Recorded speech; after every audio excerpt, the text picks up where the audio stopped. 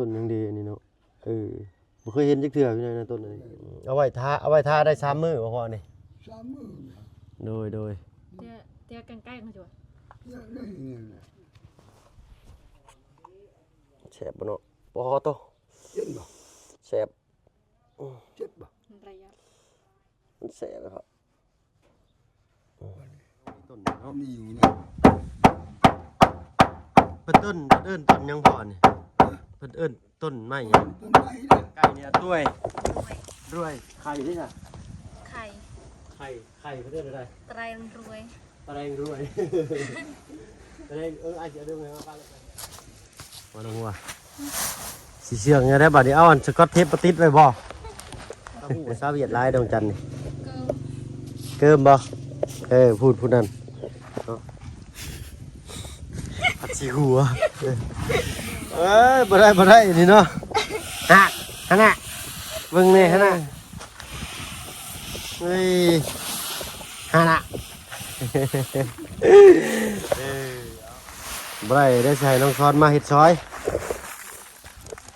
ตั้งตัวแม่แล้วหัวเนาะมักบ่แม่น้องซ้อนนี่มักบ่มักเนาะยันซ้อนบ่มักเนาะ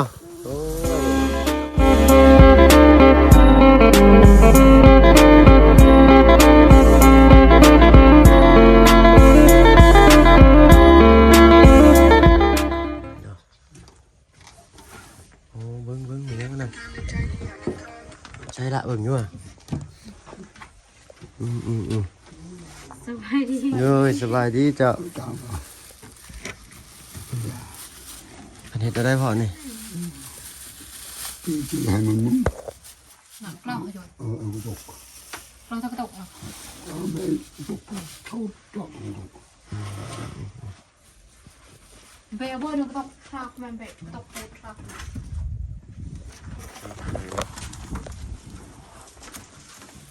ที่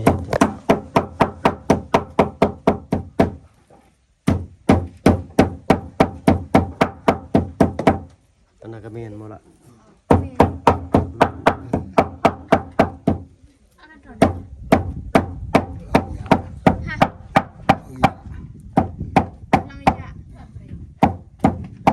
น้องที่เห็ดเด้อพี่น้องเด้อเนาะ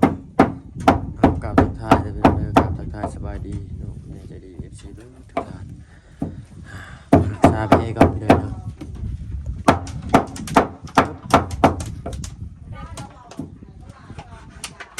จะต้นอีช่างเนาะนี่ผมเคยเห็นที่เขื่อนเลยนะ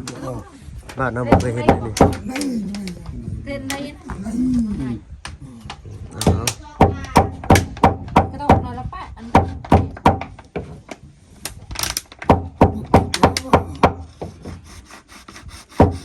ระวังมือเด้อน้องเด้อค่อยจำไม่ได้อะไรกันเจอไปมือ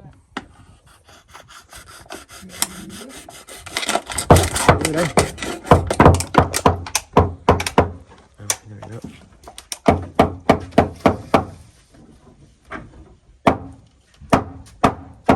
เหนียวนี่ต้นเนาะนี่อยู่นี่เพิ่นต้นยังพอนี่เพิ่นเอิ้นต้นไม้หยังต้นไม้เนี่ยมีกลิ่นอยู่นะเดี๋ยวเอาไว้พาเพิ่นเฮ็ดอีกจังหน่อยไปเลยนี่ดังลงว่าต้องเกิดทุกเลยก็ใส่เตี้ยนนะต้องเอายังอีกล่ะเอาเหล่าโอ้เอาไปว่าเฮ็ดวิธีพื้นบ้านพี่น้อง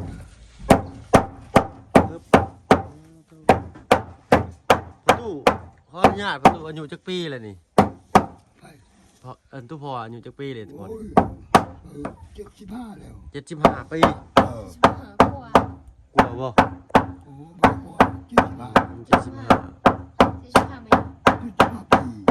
75ปีพี่น้อยเนาะยังฮู้จักทางใหม่ฮักต่อที่เก่าพี่น้อยเนาะเอาลองเบิ่งพี่น้อยเนาะว่าสิทางใหม่เทวดาสีเช่าบ่เนาะเอารุ่นเบิ่งนํกันพี่น้อยเนาะเพราะว่าทางหมู่ แล้วกันในใบบ่มเจียแล้วกันในเพราะว่าทางหมู่บ้านเพิ่นก็ ชิ้นเอง เมื่อยเขาเอาหัวกับหักษาแบบนี้พี่น้องหายลองเบิ่งพี่น้องเนาะเนาะพี่น้องเนาะ ละอ้าง นี่ต้นเป็นอย่างซี่ ใส่รอแต่ตลาดมาจังจะให้เอา เพิ่นใส่เหล้ากับ อ้าง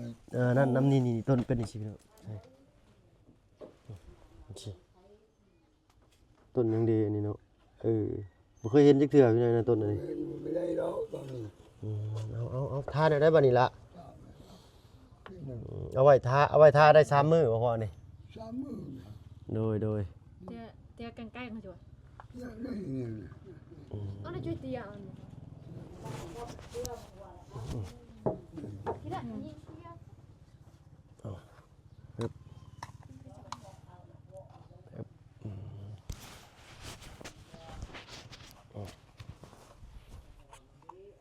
แซ่บบ่เนาะบ่ฮอโต เจ็บบ่ แซ่บ เจ็บบ่ ระยะ มันแซ่บนะครับ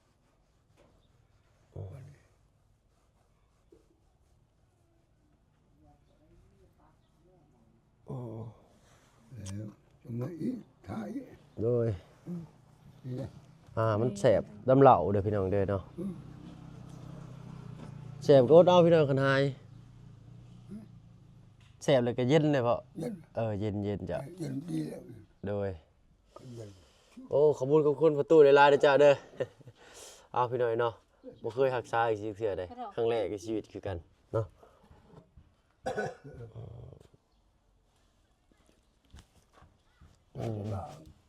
มันบ่ใช่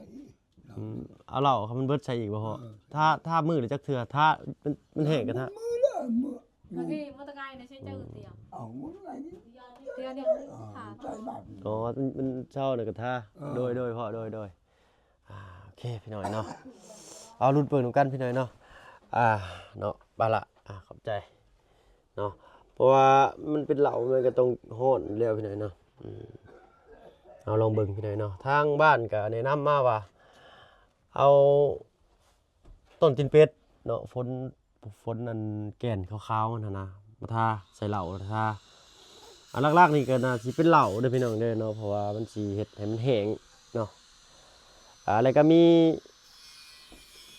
เหล้าถึกเสือหอมไม่ห่อยแล้วบัดนี้ เนาะโอเคเนาะมันก็น่าสิมีอันหนึงอีกเนาะที่หมู่บ่เพิ่งรถล้มเลยก็ทั้งแม่เพิ่นไปเอาแบบเอายาแบบเป็นเหล้าอะไรพี่น้อยเนาะมาทา4 มื้อเนาะแผลหลุดออกหายเลยเนาะบ่เพิ่งว่าสิทาน้ำมันเพิ่นอยู่แล้วมันก็น่าสิเศร้าแหละแต่ว่ามาพ่อประตูเพิ่นเลยก็เลยว่าเอาลองเบิ่งตัวนี้ก่อนเนาะนี่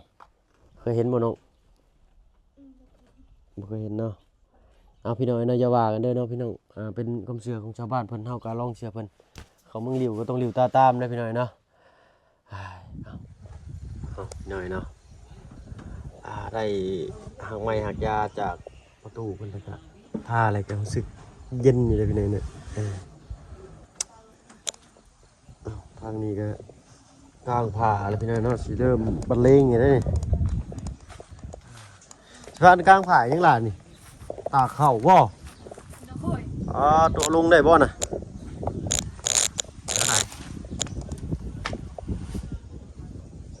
ต้องจันแบกไปเดียวก็ได้ดอกนี่เนาะสีสอบเขากับสีบ้านสีเดียวกันเลยไปหน่อยเนาะ เอาเฝ้าพอได้ตากเข่าเลยก็ไปใช้บ่ได้นะพี่น้อยเนาะเพราะว่าเป็ดไก่เนาะลายกระดอกใส่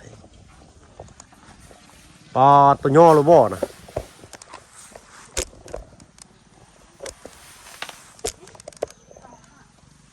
ขาดเลยฮันมาจันมาขี่มาลงหัวต้องไปถึงรู้จักปะปล่อยกันกินก็ต้องใส่กันเฮ็ดที่ไหนเนาะเอารถบอนี่ยืนถ่าอยู่เห็นป่ะเป็ดนี่เพิ่นเอิ้นว่าหยังกันน้องหัวเป็ดนี่เพิ่นเอิ้นว่าหยังก็ อาติยา อาเตีย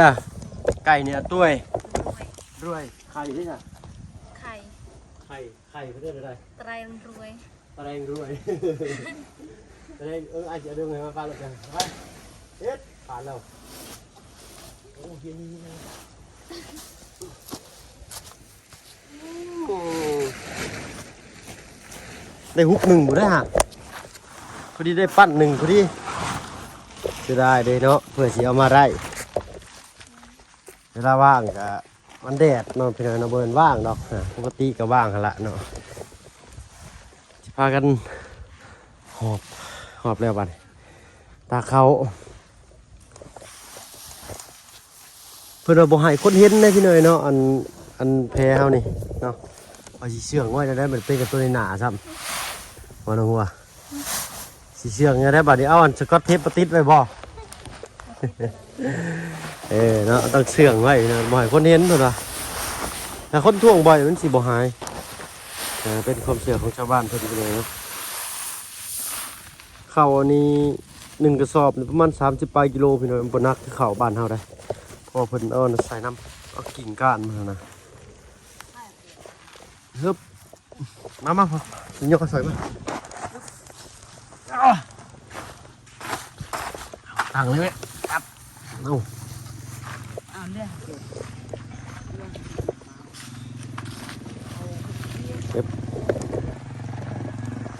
คือสาวเวียดเนาะบัดนี้เนาะภาษาเวียดเข้าคือเจ้าเอิ้นได้น้องจัน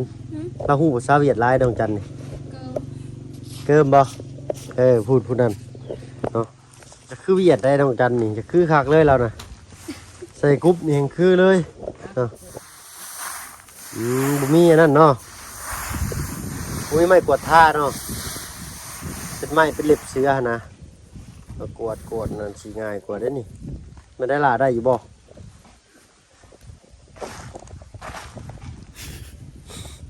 ผัดสีหัว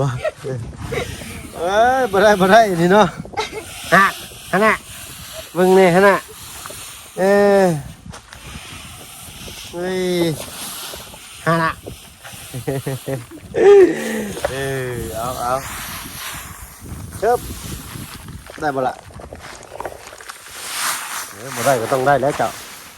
เนาะบ่ได้ใส่น้องซ้อนมาเฮ็ดซอยใส่ตัวแม่แล้วหัวเนาะมักบ่แม่น้องซ้อนนี่มักบ่มักเนาะยันซ้อนบ่มักเนาะโอ้ยเนาะเอาว่าหนูหัวม่วนสิเด้อพี่น้องเนาะอย่าตะมากเขาได้เนาะเดี๋ยวหน่อยว่าถ้าว่าเพิ่งหาคู่หาข้องให้น้องเพิ่นบ่แม่นนะพี่น้องเด้อเนาะแซวน้องเพิ่นเล่นซื่อชิปสิแซวเศร้าสิแซวคนเฮาบ่มักบ่ฮักกันนั่นก็เป็นไปบ่ได้เด้อพี่น้องเด้อเนาะ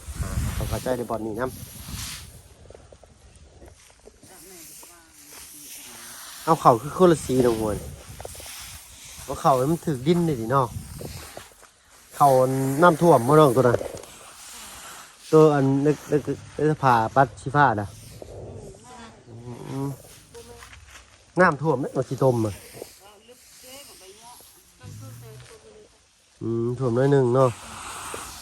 เอาไปซีก็ได้คือเก่าพี่เลยเนาะ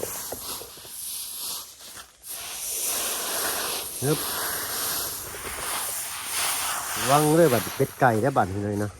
ถ้าก็นั่งเฝ้าอยู่นี่แล้วเบิดมือเนาะบ่ได้ไปใส่ดอกเจ้าบัดนี่ได้แต่เฝ้าไก่นี่ละจริงมันต้องมีไม้กวดท่าพี่หน่อยเนาะกวดที่บ้านบุญทำนี่ได้เรียกว่าเอาคาดก็ได้เรียกว่าเล็บเสือนะเนาะ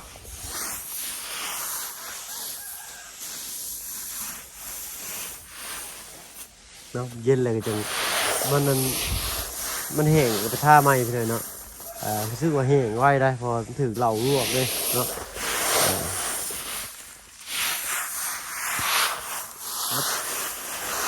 ต่อไปแล้วก่อนเศร้ามือก่อนเด้อเดี๋ยวไว้เด้อ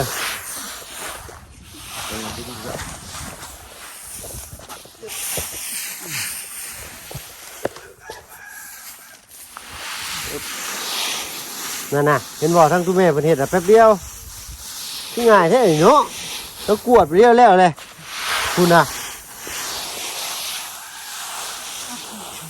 นี่แหละเพิ่นว่าสิบปากว่าวบ่เท่าตาเห็น10 ตาเห็นบ่ซ้ำมือบายพี่น้องเอ้ยเนาะทุกแม่ระบายบาดเดียวแล้วโลดคุณน่ะ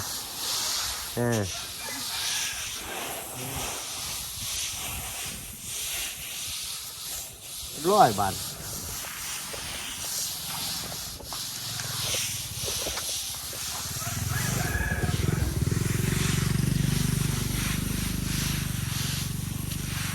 ถ้ามันบ่แดดมันลมนี่ก็บ่ได้ตากเลยทีเดียวเนาะเพราะว่ายันลมพัดพาแล้วมันเงือบไปเบิดเลยเนาะบ่ได้เพิ่นบ่ให้กินส้มเนาะบัดนี้เนาะส้มมะขอข้ามก็บ่ให้กินแล้วกันพี่น้อยเนาะเอิบเบิ่งใจปลาลุงเบิ่งพี่น้อยเนาะบ่เคยเห็นเลยต้นนี้ครับต้นนี้ถ้าว่าเพิ่นง่ายสิขวดอันนี้ไว้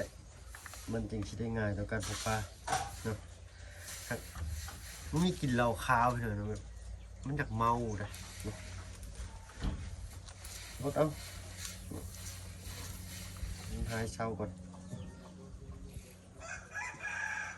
แห้งเลยเด้พี่น้องรูปเบิ่งนี่ก็แห้งเลยจะได้ดูหัวออกแล้วบ่บักแตงจะเพิ่นว่าเด้ออันป้าลุงเพิ่นคอมเมนต์มาเนาะเพิ่นแนะนำมาเนาะไงเนาะ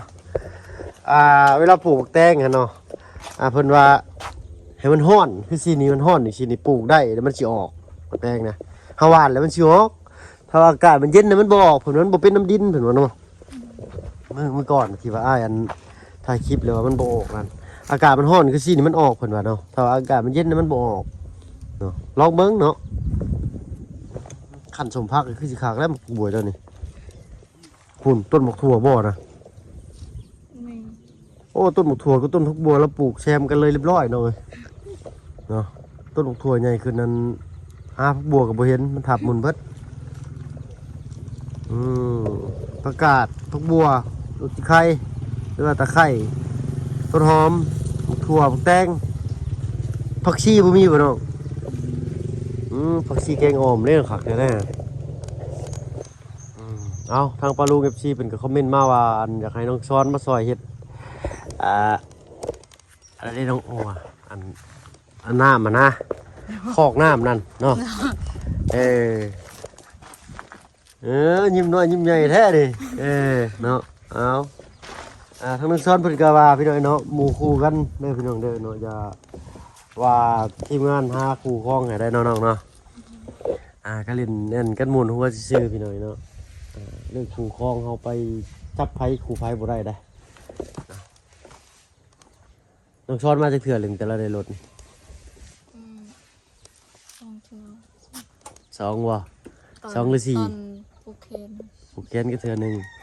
ปลาลุงเพิ่นว่าอ้ายบ่ได้ผูกแขนน้องช้อนเพิ่นว่าอ้ายผูกก่อนหมู่เนาะอ๋อน้องๆยังบ่ได้ประทันในเมื่อนะมื้อตอนน่ะมีแต่ทางของน้องละน้อยน้องน้ำน้องจันเพ็ญเนาะแล้วก็น้องเฮงอยู่มื้อนั้นแหละเจ้าก็นำไปนำลังกันดิเนาะทั้งอ้ายผูกแล้วอ้ายกับเมื่ออ้ายผูกก่อนหมู่เลยผูกกันแค่รถให้น้องหรือเมื่อเลยพี่หน่อยเนาะเขาเจาะน้ำนี่มาชนกันมาบ่แม่นอยู่เนาะเพิ่นมาอันมือที่บ่าวบุญชลวันกับลุงจันทร์เมื่อได้มื้อนี้เพิ่นขึ้นมาอีกแล้วนี่ทางลุงจันทร์นี่งุมไปงุมมาก็เห็นยานี่พี่หน่อยเนาะเอาไว้กินทา2 หลอดมื้อแรกก็ซื้อได้หลอดนี้ทายาตัวนี้แล้วก็บ่ต้องทาอันนี้เสียไว้ก่อนอาจจะทาตัวที่เพิ่นเอาให้3 มื้อก่อนยานี่ไว้ก่อนกินยานี่ก็ได้หรือว่าเนาะได้ถ่ายยาตัวนี้เลยทายาตัวนั้นบ่กินก็ยาเนาะเอาเบิ่งอีกก่อนพี่น้องทานนี่จัก3 มื้อเลยจังมึกกันว่ามันได้ก็จังมากินขอว่ากินยาตัวนี้น้ำก็สิดีอยู่นี่เพราะมันรักษาภายในเฮาเด้เป็นจังได๋ยันเขาบ่ให้ปนอย่าบ่ให้ปนเนาะเอาลองเบิ่งพี่น้อยเนาะเอาโตๆข้างไม้พอตู้เพิ่นให้ทาก่อนพี่น้อยเนาะเพิ่นอุตส่าห์ไปเก็บมาให้พูดเนาะลงไปหลุมพุ่นได้ตอนพี่ภาษาซ้ำทางนั้นเนาะ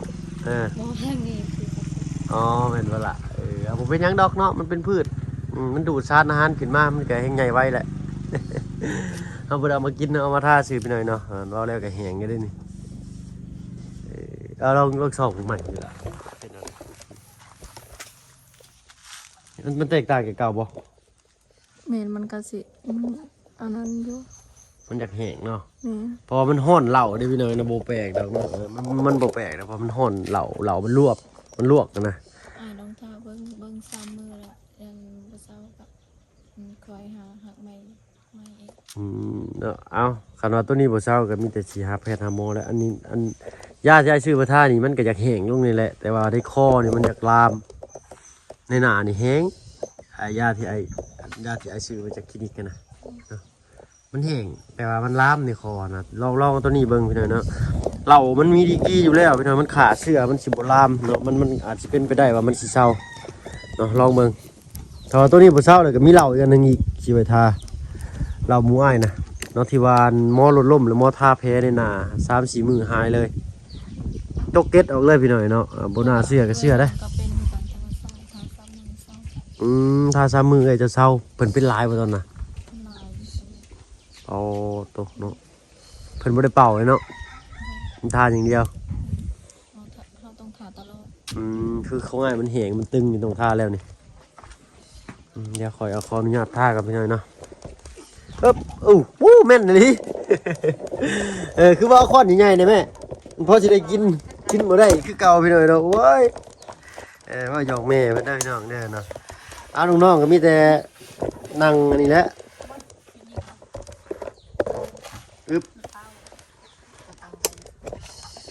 มีแต่นั่งเผาไก่เด้อเจ้าเด้อบัดนี้เด้อเนาะ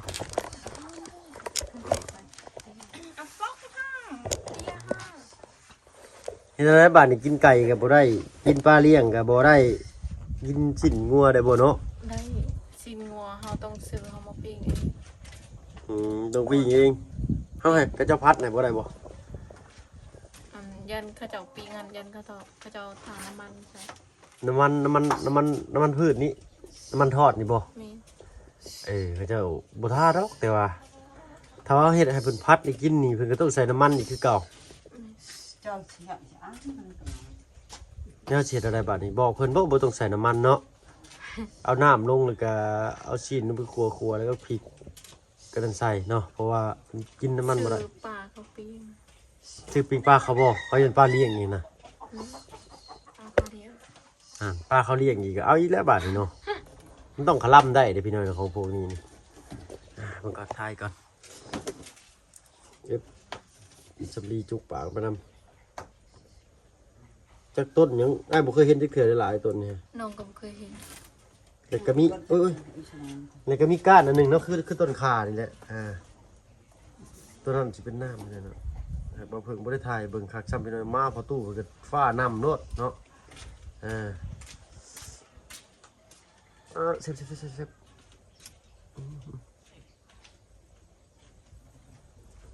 เอาลงดิทั้ง มีวะเสียบเด้เสียบครับอยู่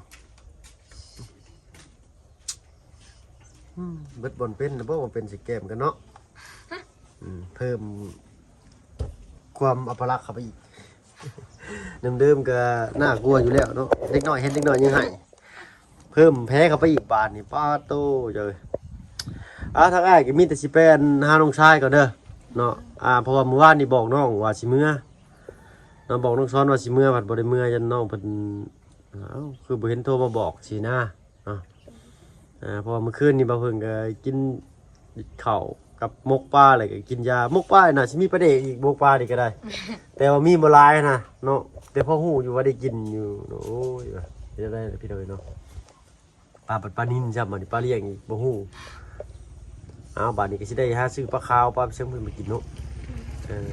ไปก่อนสลายเนาะเว้ากันหลายใจกันห่างเนาะพ่ออันคลิปหน้าพี่น้อยเนาะสำหรับคลิปนี้ก็ลาแล้วพี่น้อยเนาะทั้งน้องหัวน้องจันเด้อน้องมาเอาตึ้มมาน้องมาไปนมขอบใจเด้อเจ้าเดือนลูกไปหาลูกเคยเจ้าก่อนโอ้ยบ่แม่นเนาะหาน้องช้อนใช่สิมาแห้งแน่อยู่เนาะยิ้มเว้ยเลย โอ้ยแนวกิน โอ้ยบ่เป็นหยังหลายเนาะมามื้อใดก็สิกินแต่ข้าวเจ้าบ่ได้เลยเนาะบ่กินก็บ่ได้พี่น้อยเนาะคลำเอาไปก่อนสั่นเนาะพ่ออันคลิปหน้าพี่น้อยเนาะอยู่ดีมีแฮงเบ่จุผู้ทุกคนที่เขามาหาประชมช่อง YouTube บ่เพิ่งได้หลายคือเก่าเนาะสำหรับคลิปนี้ลาแล้วพี่น้อยเนาะสบายดีเจ้าพูดตกครับ